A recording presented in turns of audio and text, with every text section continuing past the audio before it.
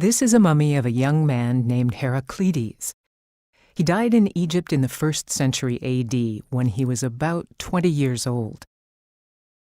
Mummification was developed by the ancient Egyptians to preserve the body for the afterlife.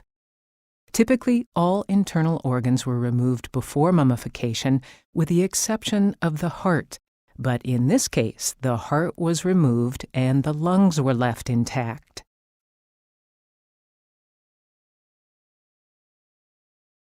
Next, the body was covered with salt and left for about 40 days, until all moisture was eliminated.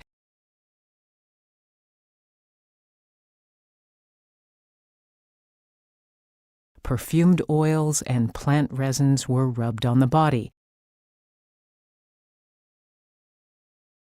Thick layers of resin were applied to glue the strips of linen that were wrapped around the body.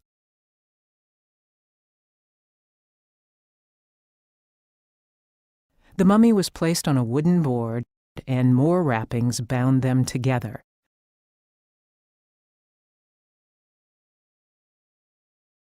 A mysterious pouch, perhaps of religious significance, was placed on the chest. A mummified ibis, a wading bird with a slender, down-curved bill, was placed on the abdomen. Ibis mummies commonly served as votive offerings to the gods, but this is an unusual case of a bird being mummified with a deceased human. Long linen strips further secured the wrappings. A portrait panel of Heraclides was placed over the face. A large linen cloth was wrapped around the mummy.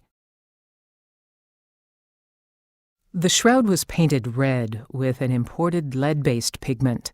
This treatment is rare. Very few red shroud mummies are known to exist. Egyptian symbols of protection and rebirth were painted on the outer cloth with pigments and gold.